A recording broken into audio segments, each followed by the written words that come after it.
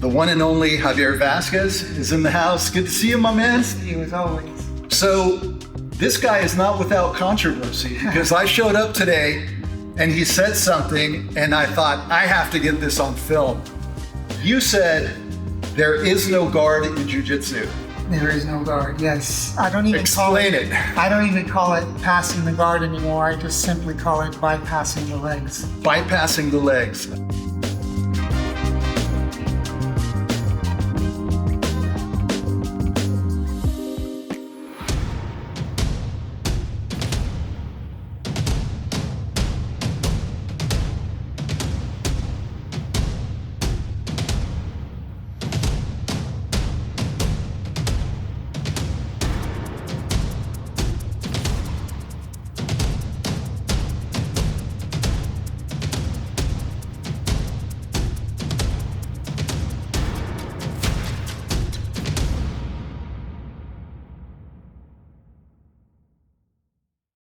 Okay, so you want to give a couple examples? Well, once I started to understand how to truly battle the legs using basic geometry, creating unsustainable angles and unattainable angles, the guard is no longer usable, it's no longer reliable, based on the fact that I try to cut the guard in half by isolating one leg and then using 45 degree angles in either direction to really create unsustainable angles for the person on the bottom, and allowing time to take its toll on the opponent.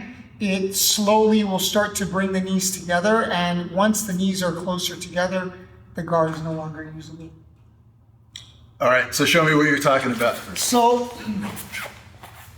first of all, whenever I'm trying to pass the guard, anytime, I always ask, do you want to be here?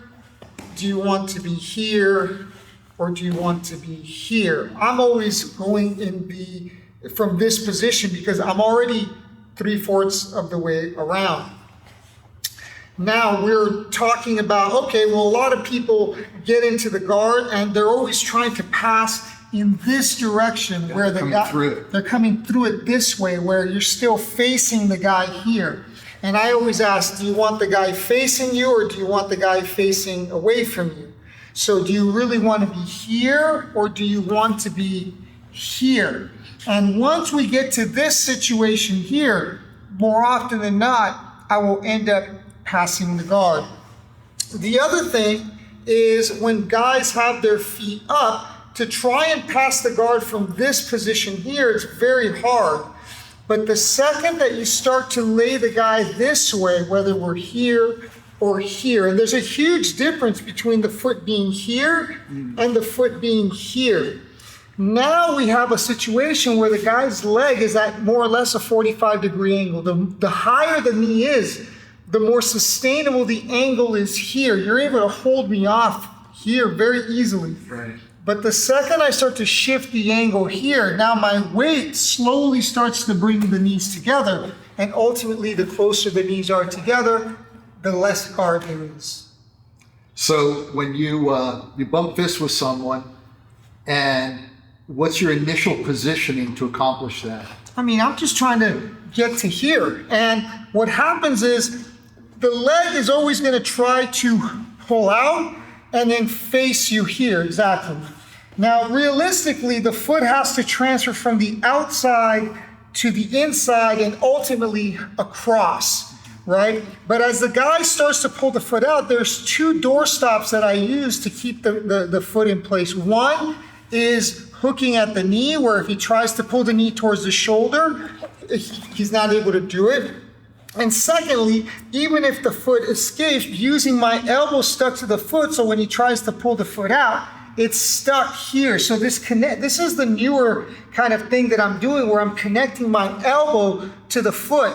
And what tends to happen is when the opponent starts to feel like, hey, I can't pull this leg out, then this leg comes up and over. Now, so long as I stay below his knee, it means that the leg has to transfer over quite a bit. And in that case, now we're gonna cross him over and pin the knee. Now, either I can circle this way or the opponent will start to face me. And as he starts to face me, I mean, no worry, keep coming. Because now again, we focus on the bottom knee. The bottom knee is the one that's gonna start the guard from coming into effect. If I can keep this bottom knee from not just shooting across here, but because even if he shoots across here, I just simply rotate him away. Most people try to push the knee back this way, which is very difficult, where he's able to hold. It's the rotation that they can't stop. Yeah, you're kind of going toward it and then, right? Yeah, I'm creating a rotational tension, a twisting tension on the guy's abs and hips, which make it very hard for him to stop me.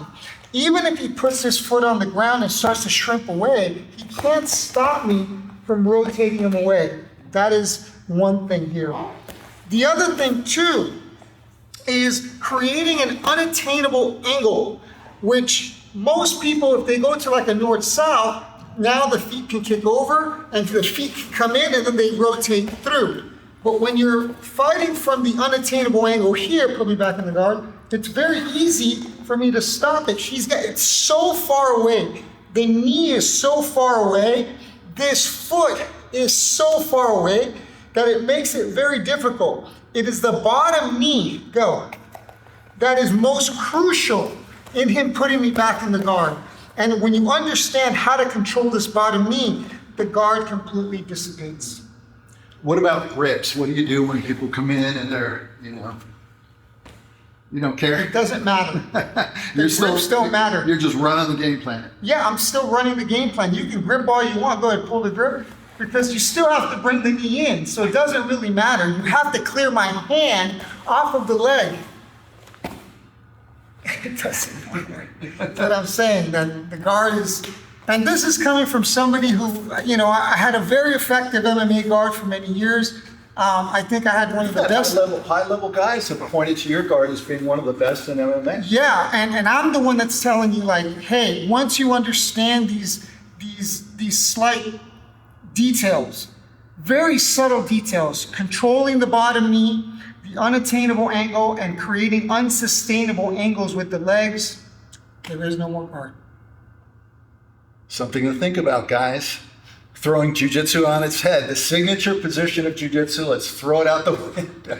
Well, what I started to realize is chest-to-chest positions are side mount, guard, and the mount. The guard is the best position to be in if you're on the body. If you take that away, all of a sudden you're down to side mount and mount. You're not going to throw people in the mount, so now this has created this new importance and this new respect for understanding how to function from the bottom of the side mount. Yeah. Amazing. Man, your brain is a crazy place, my man. That's what 30 years of jiu-jitsu gets you, all right? I mean, over all this time that I've been doing this, I've just slowly consolidated jiu-jitsu down to its core principles. Something as simple as controlling the bottom knee absolutely changes. So someone that wants to kind of implement this as a strategy, where do you recommend they start? Well, I have courses online. Common Sense Guard Passing discusses the hook pass. It discusses the rotational, the twisting tension from the top, forced on the guy on the bottom, and also basic mechanics. Basic mechanics. Really, I take a look at jiu-jitsu from a biomechanical standpoint and understanding it from there rather than a technique-based standpoint. Awesome. As always, you're the man, Javier. Thank you so much. Thank you so much for being here. Just trying to rethink the way we do this. Yeah, absolutely. Amazing. Thank you.